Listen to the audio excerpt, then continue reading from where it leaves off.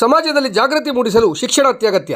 ಶಿಕ್ಷಣದ ಜೊತೆಗೆ ಆತ್ಮಸ್ಥೈರ್ಯವನ್ನು ಹೊಂದಿದಾಗ ಜೀವನದಲ್ಲಿ ಯಶಸ್ಸು ಗಳಿಸಲು ಸಾಧ್ಯವಾಗಲಿದೆ ಎಂದು ಉಪನ್ಯಾಸಕ ಸತೀಶ್ ನಾಯ್ಕ ಹೇಳಿದ್ದಾರೆ.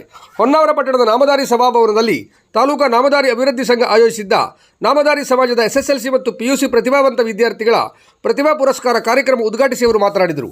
ಒಂದು ಸಮುದಾಯ ಅಸ್ತಿತ್ವ ಉಳಿಸಿಕೊಳ್ಳಲು ಶಿಕ್ಷಣ ಬಹುಮುಖ್ಯ ಪಾತ್ರ ವಹಿಸುತ್ತದೆ. ಹೆಚ್ಚು ಅಧ್ಯಯನ ಮಾಡುವುದರಿಂದ ಬಡತನವನ್ನು ದೂರವಾಗಿಸಬಹುದು. ಹೆಚ್ಚು ಅಂಕ ಪಡೆದವರೆಷ್ಟೋ ಜನರು ಬದುಕಿನಲ್ಲಿ ವಿಫಲರಾದವರು ಇದ್ದಾರೆ. ಸಂಬಂಧಗಳು ಸೋತಾಗ ಶಿಕ್ಷಣವೂ ಸೋಲಲಿದೆ ಎಂದರು. ಪ್ರಾಂಶುಪಾಲ ಶ್ರೀನಿವಾಸ್ ನಾಯ್ಕ ಮಾತನಾಡಿ, ಪ್ರತಿಭೆಗಳಿಗೆ ಬೆನ್ನು ತಟ್ಟಿ ಪ್ರೋತ್ಸಾಹಿಸಿದಾಗ ಪ್ರತಿಭೆ ಇನ್ನಷ್ಟು ಬೆಳೆಯುತ್ತದೆ. ಪುರಸ್ಕಾರದಿಂದ ವಿದ್ಯಾರ್ಥಿಗಳಲ್ಲಿ ಜವಾಬ್ದಾರಿ ಹೆಚ್ಚಲಿದೆ. ವಿದ್ಯಾರ್ಥಿಗಳು ಅಡೆತಡೆಗಳನ್ನು ಮೀರಿ ಪರಿಶ್ರಮ ಪಟ್ಟು ಇನ್ನೂ ಹೆಚ್ಚಿನ ಸಾಧನೆ ಮಾಡಬೇಕು ಎಂದರು. ನಾಮಧಾರಿ ಸಮಾಜದ SSLC ಮತ್ತು PUC ವಿದ್ಯಾರ್ಥಿಗಳನ್ನು ಸನ್ಮಾನಿಸಲಾಯಿತು. ಶಿಕ್ಷಕರ ಸಂಘದ ತಾಲೂಕು ಅಧ್ಯಕ್ಷ ಸುಧೀಶ್ ನಾಯ್ಕ ಮಾತನಾಡಿ, ವಿದ್ಯಾರ್ಥಿಗಳ ಸಾಧನೆಯಲ್ಲಿ ಪಾಲಕರ ಪಾತ್ರ ಬಹುದೊಡ್ಡದಾಗಿದೆ.